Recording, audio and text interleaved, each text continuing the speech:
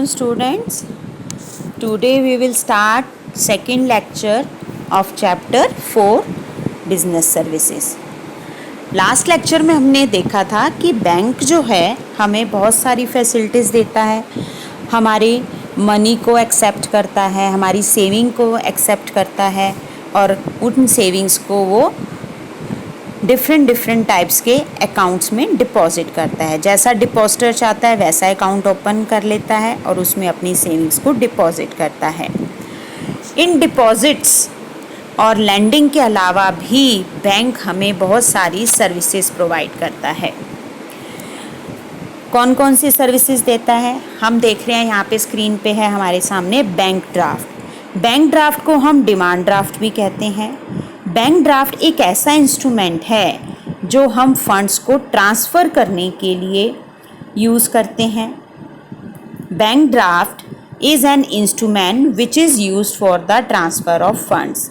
मान लीजिए हम रहते हैं पानीपत में और हमें पैसे ट्रांसफ़र करने हैं मुंबई में, तो हम बैंक ड्राफ्ट के द्वारा या डिमांड ड्राफ्ट के द्वारा यहाँ की बैंक ब्रांच से मुंबई की बैंक ब्रांच में जिस भी अपने रिलेटिव या फ्रेंड को मनी ट्रांसफ़र करना चाहते हैं, हम इस बैंक ड्राफ्ट के द्वारा वहाँ पे मनी ट्रांसफ़र कर सकते हैं।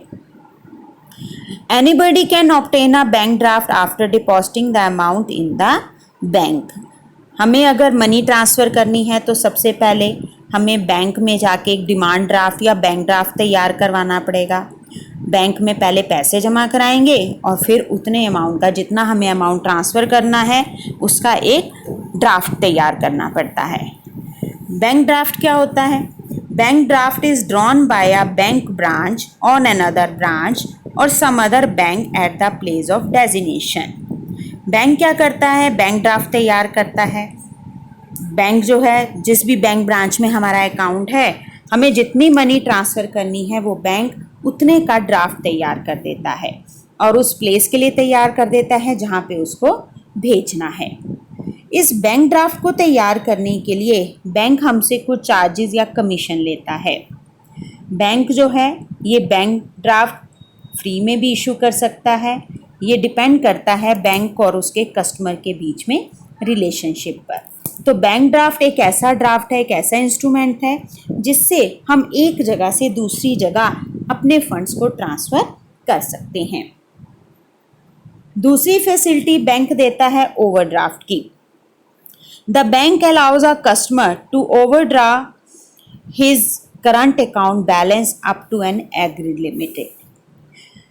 बैंक जो है अपने करंट अकाउंट डिपॉजिटर को, यानी वो लोग, मोस्टली करंट अकाउंट बिजनेसमैन का होता है, वो बिजनेसमैन को ये फैसिलिटी देता है कि बिजनेसमैन के करंट अकाउंट में जितनी मनी डिपॉजिट है उससे वो कुछ एक्स्ट्रा अमाउंट निकाल सकता है, लेकिन उसकी एक लिमिट होती है।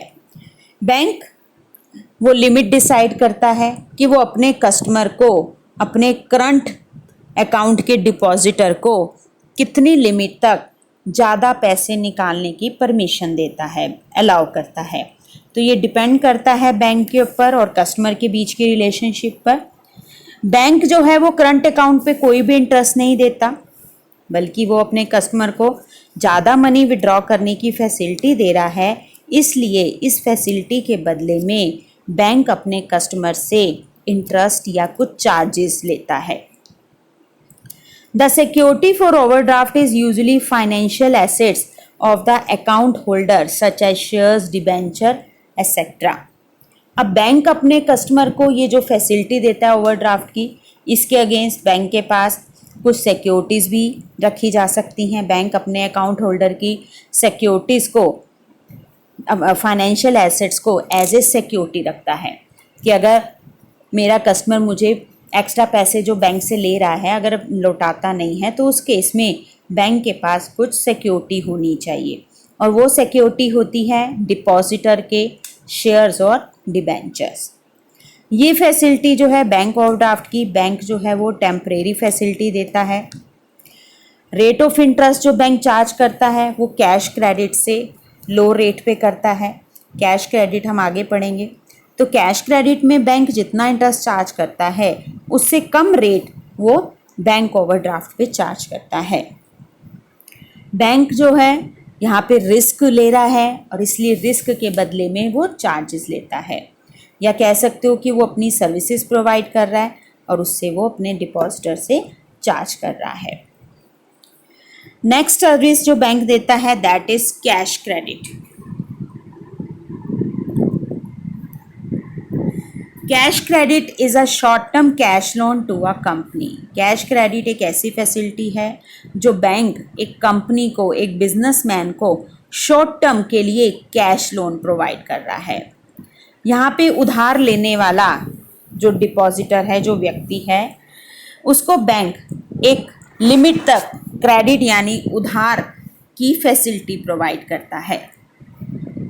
The borrower is sanction a credit limit up to which it may draw amount from the bank. Bank जो है अपने कस्टमर को ये फैसिलिटी देता है कि वो एक लिमिट तक बैंक से मनी विड्रॉ कर सकता है, उधार ले सकता है। अब इस क्रेडिट लिमिट की एक लिमिट होती है जो बैंक डिसाइड करता है। बैंक डिसाइड करता है कि बोरर कस्टमर अगर बैंक से कैश क्रेडिट ले रहा है तो कितना अमाउंट उधार ले सकता है। ये डिपेंड करता है उस बोरर की क्रेडिट वर्थीनेस पर, यानी उसकी उधार चुकाने की क्षमता पर, कि बैंक का जो कस्टमर है वो अगर बैंक उसको उतना ही उधार देगा जितना बैंक को लगेगा कि ये उसका उधार पैसे जो हैं वो टाइमली वापस पे कर देगा। The bank provide this type of funding but only after the required security is given to secure the loan. Bank ये फैसिलिटी तभी देता है जब वो इसके बदले में अपने बोरर, अपने कस्टमर से एक सिक्योरिटी लोन के अगेंस्ट अपने पास रखता है। Once a security for repayment has been given, the borrower company can continuously draw from the bank up to a specified amount। एक बारी बोरर, उधार लेने वाला व्यक्ति जब बैंक में सिक्योरिटी डिपॉजिट करा देता है तो उसके बाद कंपनी, वो कस्टमर बैंक से उस लिमिट तक मनी विड्रॉ कर सकता है, कैश क्रेडिट ले सकता है जितने की बैंक ने उसे परमिशन दी है। तो ये तो थी कैश क्रेडिट की फैसिलिटी। तो हमने देखा कि बैंक जो है वो अकाउंट में मनी डिपॉजिट करने के अलावा हमें ये बैंक और कैश क्रेडिट, तो ये सर्विस में प्रोवाइड करता है। आजकल हम देख रहे हैं कि एक और बहुत सर्विस फेमस है बैंकिंग। ये भी एक बैंक की डिजिटल पेमेंट का एक बहुत अच्छा इंस्ट्रूमेंट है जो आजकल बहुत फेमस हो रहा है। आइए अब देखते हैं कि ई बैंकिंग क्या होती है। The growth of interest and e commerce is dramatically changing everyday life with the world wide web and e-commerce transforming the world into a digital global village। आजकल हम देख रहे हैं कि इंटरनेट बहुत ज़्यादा वास्ट हो गया है, बहुत ज़्यादा ग्रो कर रहा है। हर एरिया में, हर फील्ड में हम इंटरनेट यूज़ कर रहे हैं। आजकल कोरोना की वजह से भी स्कूल क्लोज हैं तो इंटरनेट के थ्रू ही ऑनलाइन क्लासेस चल रही हैं। इवन इस तरह बैंक भी हमें इंटरनेट के थ्रू हमारी मनी को डिपॉजिट करता है और विड्रॉ करने की फैसिलिटी देता है। ई बैंकिंग जो है या ई कॉमर्स जो है ऑल ओवर वर्ल्ड में यूज़ की जा रही है। The latest word in information technology is internet banking. आजकल वर्ल्ड वेब और ई कॉमर्स के द्वारा जो मनी ट्रांसफ़र हो रही है, जो यूज़ की जा रही है, उसमें लेटेस्ट इंफॉर्मेशन टेक्नोलॉजी का नाम है इंटरनेट बैंकिंग। इंटरनेट बैंकिंग के थ्रू हम अपनी मनी बैंक्स में ट्रांसफ़र कर सकते हैं या एक ब्रांच से दूसरी ब्रांच में ट्रांसफ़र कर सकते हैं या मनी एटीएम के थ्रू विड्रॉ कर सकते हैं। आइए अब देखते हैं कि ई बैंकिंग की क्या डेफिनेशन है। ई बैंकिंग और इंटरनेट बैंकिंग दोनों का मतलब एक ही है। ई मतलब इलेक्ट्रॉनिक बैंकिंग, इसको हम इंटरनेट बैंकिंग भी कहते हैं। It is a part of virtual banking and another delivery channel for customer. E banking एक ऐसी बैंकिंग की फैसिलिटी है जिसमें वर्चुअल बैंकिंग की फैसिलिटी है, यानी बैंक को ना तो कस्टमर के पास आना पड़ता है, ना ही कस्टमर को बैंक जाना पड़ता है। इस तरह दोनों ही अपने अपने प्लेस पर रहकर फंड्स को ट्रांसफ़र कर सकते हैं और अपने फंड्स का यूटिलाइज और काम कर सकते हैं। Internet banking means any user with a PC यानी personal computer and a browser can get connected to the bank's website to perform any of the virtual banking functions and avail of any of the bank services। Internet banking का मतलब है कि कोई भी व्यक्ति जो internet banking करना चाहता है उसके पास सबसे पहले तो एक कंप्यूटर या लैपटॉप होना चाहिए, उसके ऊपर इंटरनेट कनेक्शन होना चाहिए, ब्राउज़र होना चाहिए, और जिसकी मदद से वो बैंक की वेबसाइट को कनेक्ट कर सके। उसके बाद उसे बैंकिंग के साथ ऑनलाइन ट्रांजैक्शंस करने आने चाहिए, जिससे वो बैंक की सर्विसेज को रिसीव कर सके। तो इस तरह के इंटरनेट बैंकिंग के थ्रू ना तो कस्टमर को किसी ऑपरेटर की ज़रूरत है, ह्यूमन ऑपरेटर की, वो अपने बैंक अपने इवन मोबाइल से भी इंटरनेट कनेक्शन लेके वो बैंक की वेबसाइट को कनेक्ट करके बैंक के साथ ट्रांजैक्शंस कर सकता है। ई बैंकिंग इज़ इलेक्ट्रॉनिक बैंकिंग और बैंकिंग यूजिंग इलेक्ट्रॉनिक मीडिया। ई बैंकिंग के द्वारा बैंक जो है वो अपने कस्टमर को बहुत सारी फैसिलिटीज़ देते हैं कि कस्टमर इंटरनेट के थ्रू, ई बैंकिंग के थ्रू बैंक के साथ ट्रांजैक्शंस कर सकता है, अपनी सेविंग्स को मैनेज कर सकता है, अपने अकाउंट्स के बैलेंस चेक कर सकता है, लोन के लिए अप्लाई कर सकता है, बिल्स को और इंटरनेट के थ्रू अपने बिल्स इलेक्ट्रिसिटी बिल पे कर सकता है, टेलीफोन के बिल पे कर सकता है। तो इस तरह वो अपने बिल्स को इंटरनेट के माध्यम से पर्सनल कंप्यूटर और मोबाइल के माध्यम से हैंडल कर सकता है। ई बैंकिंग में यानी इलेक्ट्रॉनिक बैंकिंग में कस्टमर को बहुत सारी सर्विसेज प्रोवाइड की जा रही हैं। सबसे पहली सर्विसेज का अगर हम नाम लें तो दैट इज़ एटीएम। एटीएम की फुल फॉर्म है ऑटोमेटेड टेलर मशीन। दूसरा पीओएस यानी पॉइंट ऑफ सेल्स।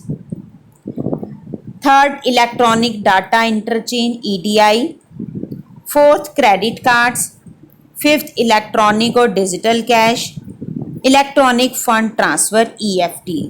ये वो सर्विसेज हैं जो बैंक अपने कस्टमर को प्रोवाइड करता है। नेक्स्ट पेज पे अब मैं इनकी डेफिनेशन बताती हूँ और इन डेफिनेशंस की आपको पिक भी भेज दूँगी। सबसे पहले हम बात करते हैं एटीएम की। एटीएम का क्या मीनिंग है? एटीएम यानी automated teller machine is an electronic banking outlet that allows customer to complete basic transaction without the aid of a branch representative और टेलर। एटीएम की फैसिलिटी एक ऐसी इलेक्ट्रॉनिक बैंकिंग आउटलेट है जिसमें वो कस्टमर को अलाउ करती है कि बिना बैंक के रिप्रेजेंटेटिव या टेलर के बिना ही वो बैंक के साथ ट्रांजैक्शंस कर सकता है। कोई भी व्यक्ति क्रेडिट कार्ड या डेबिट कार्ड की मदद से एटीएम से अपनी मनी विड्रॉ भी कर सकता है और डिपॉजिट भी कर सकता है। दूसरा है हमारे पास point of sale. Point of sales is the point where a transaction is finalized or the moment where a customer tenders payment in exchange for goods and services। जब हम किसी दुकान पे गुड्स को परचेज करते हैं तो वहाँ पे दुकानदार के पास एक मशीन होती है पॉइंट ऑफ सेल्स, उसमें वो सेल्स को मेंशन करता है और हम अपने डेबिट और क्रेडिट कार्ड के थ्रू, मोबाइल पेमेंट के थ्रू उस पर पेमेंट करते हैं। तो that is called point of cell.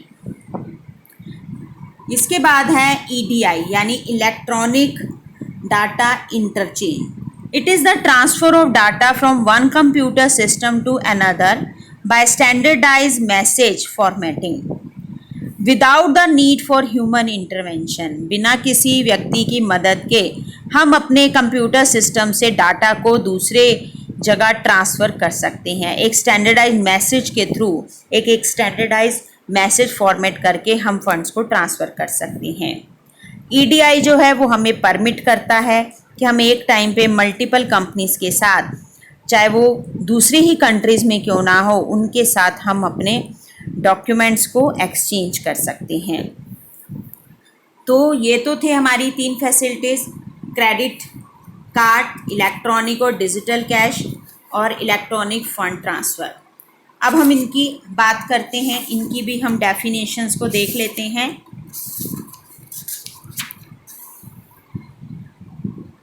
सबसे पहले हम बात करते हैं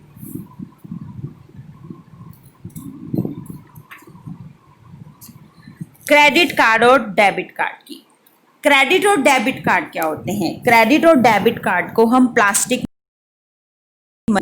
the customer can make digital payment for online transaction through credit और डेबिट कार्ड। कस्टमर जो है वो डिजिटल पेमेंट कर सकता है, ऑनलाइन ट्रांजेक्शन्स करके वो क्रेडिट कार्ड और डेबिट कार्ड को यूज़ करके पेमेंट कर सकता है।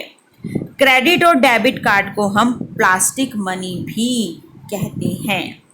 नेक्स्ट है हमारे पास इलेक्ट्रॉनिक और डिजिटल कैश। इलेक्ट्रॉनिक और डिजिटल कैश का मतलब क्या है? डिजिटल कैश को हम ई करेंसी भी कहते हैं, ई मनी भी कहा जाता है, इलेक्ट्रॉनिक कैश भी कहा जाता है, electronic currency, digital money, digital currency, cyber currency, ये बहुत सारे नाम हैं डिजिटल कैश के। Digital cash refers to a system in which a person can securely pay for goods और सर्विसेज। डिजिटल कैश एक ऐसा सिस्टम है जिसमें एक व्यक्ति गुड्स और सर्विसेज के बदले में ऑटोमेटिकली इलेक्ट्रॉनिक मीडिया की हेल्प लेकर इलेक्ट्रॉनिकली अपने फंड्स को ट्रांसफ़र कर सकता है, बिना किसी भी बैंकिंग एम्प्लॉय की मदद के बिना, without necessary involving a bank to mediate the transaction. हम अपने फंड्स को, अपने गुड्स और सर्विसेज को खरीदने के बदले में इलेक्ट्रॉनिक डिजिटल कैश की मदद से हम पेमेंट कर सकते हैं, बिना अपने बैंक के एम्प्लॉयज़ की मदद के बिना। नेक्स्ट है हमारा electronic fund transfer. Electronic fund transfer को ईएफटी भी कहते हैं।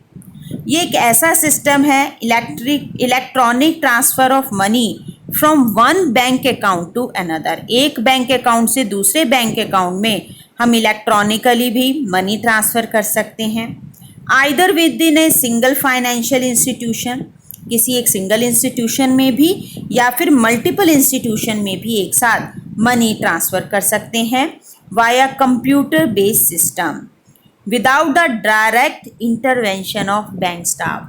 बैंक स्टाफ या बैंक एम्प्लॉयज़ की मदद के बिना भी हम एक साथ फंड्स को एक बैंक अकाउंट से एक दूसरे सिंगल बैंक अकाउंट में या मल्टीपल बैंक अकाउंट्स में ट्रांसफ़र कर सकते हैं ईएफटी की मदद से। एक और टर्म आती है दैट इज़ कॉल्ड एनईएफटी, जिसको हम बोलते हैं national electronic fund transfer. National electronic fund transfer एक ऐसा नेशन वाइड सिस्टम है जो हमें फैसिलिटीज़ देता है एक इंडिविजुअल को, एक फर्म को, कि वो इलेक्ट्रॉनिक मीडिया के थ्रू फंड्स को एक बैंक की ब्रांच से किसी दूसरी बैंक ब्रांच में, देश के अंदर ही किसी भी दूसरी बैंक ब्रांच में वो मनी ट्रांसफ़र कर सकता है। एनईएफटी में हम पूरी कंट्री में किसी भी जगह दूसरे बैंक की ब्रांच में मनी को ट्रांसफ़र कर सकते हैं। इसके अलावा एक और सिस्टम है दैट इज़ आरटीजीएस, जिसको हम रियल टाइम ग्रॉस सेटलमेंट कहते हैं। It is a fastest possible money transfer system. RTGS के थ्रू जल्दी से जल्दी हम अपने फंड्स को एक जगह से दूसरी जगह इंटरनेट की मदद से ट्रांसफ़र कर सकते हैं। मिनिमम ट्रांजैक्शन जो है यहाँ पर वो 2 लाख रुपए का होना चाहिए। 2 लाख रुपए से कम के फंड्स को हम आरटीजीएस से ट्रांसफ़र नहीं कर सकते, उसको हम एनईएफटी से कर सकते हैं। आरटीजीएस में मिनिमम 2 लाख रुपए और मैक्सिमम की कोई लिमिट नहीं है। हम एक जगह से दूसरी जगह बैंक में मनी ट्रांसफ़र इंटरनेट की मदद से कर सकते हैं। तो ये थे हमारे कुछ digital payment, types of digital payment, जिसमें हमने देखा इलेक्ट्रॉनिक फ़ंड ट्रांसफ़र, क्रेडिट और डेबिट कार्ड जिसको प्लास्टिक मनी भी कहते हैं, डिजिटल कैश, जिसको ई करेंसी, ई मनी या इलेक्ट्रॉनिक कैश भी कहते हैं या साइबर करेंसी कहते हैं। इसके अलावा है Aadhaar enabled payment system, AEPS। It can be use for payment transaction, हमें अगर पेमेंट करने के लिए हम इसको यूज़ कर सकते हैं। ये सर्विस यूज़ करने के लिए हमें आधार नंबर को बैंक में रजिस्टर कराना होता है। जिस बैंक में हमारा बैंक अकाउंट है उसमें हमें अपने आधार से उसको लिंक करवा के हम इस फैसिलिटी को यूज़ कर सकते हैं। इसके अलावा आता है हमारा मोबाइल वैलेट। मोबाइल वैलेट एक वर्चुअल वैलेट सर्विस है जो हम यूज़ कर सकते हैं। उसके लिए हमें अपने मोबाइल में पेटीएम या मोबीक्विक ऐप डाउनलोड करनी पड़ेगी। इस मोबाइल वैलेट से हमें अपना बैंक अकाउंट और डेबिट और क्रेडिट कार्ड की इंफॉर्मेशन या बैंक अकाउंट की इंफॉर्मेशन एनकोड करनी पड़ती है ताकि हमारी पेमेंट सिक्योर हो सके। One can also add money to a mobile wallet and use the same to make payments and purchase goods and services. एक बारी हम जब ये ऐप डाउनलोड कर लेते हैं तो हम इसे बैंक के साथ लिंक करके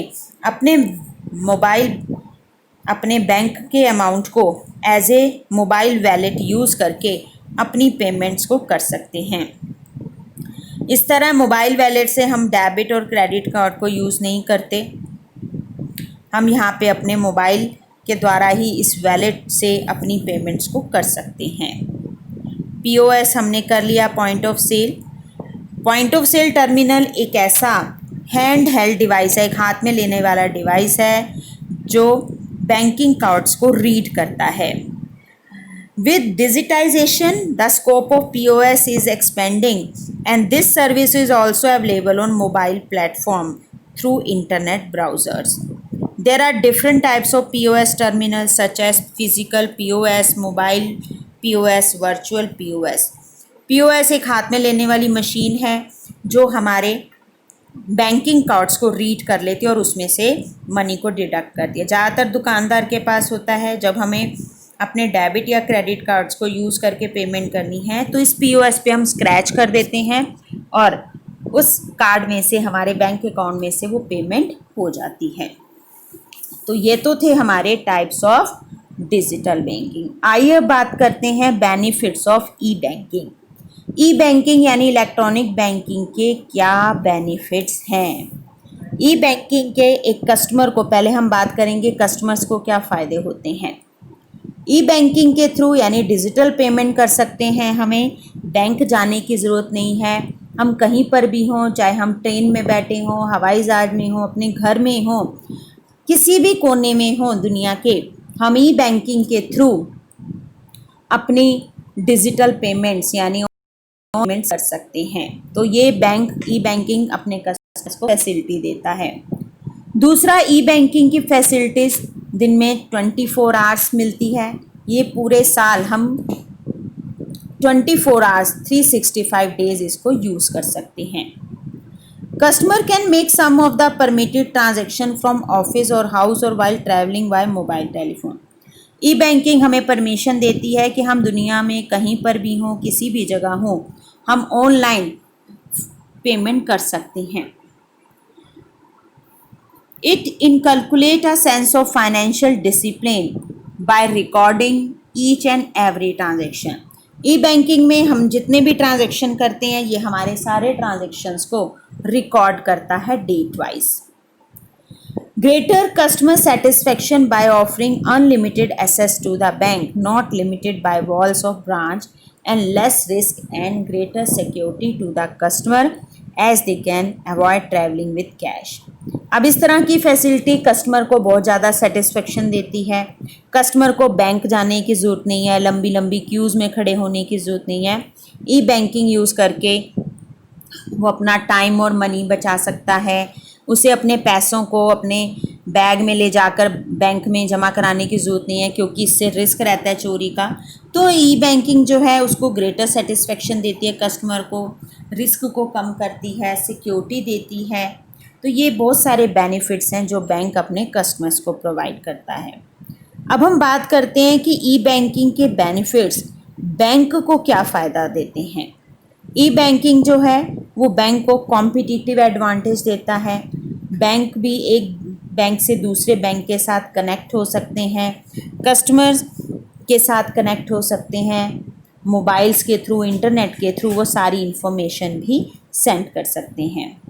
ई बैंकिंग जो है वो बैंक को भी अनलिमिटेड नेटवर्क प्रोवाइड करती है। बैंक की ब्रांचेज एक दूसरे से कनेक्ट होती हैं, उन्हें एक दूसरे से सारी इन्फॉर्मेशन मिलती है। Any PC connected to a modem and telephone having an internet connection can provide cash withdrawal needs of the customer। और अब किसी भी पर्सन को अपने पीसी से मॉडेम को कनेक्ट करके वो बैंक की वेबसाइट से कनेक्ट होकर टेलीफोन से बात कर सकता है। बैंक भी अपने कस्टमर्स के साथ बात कर सकते हैं।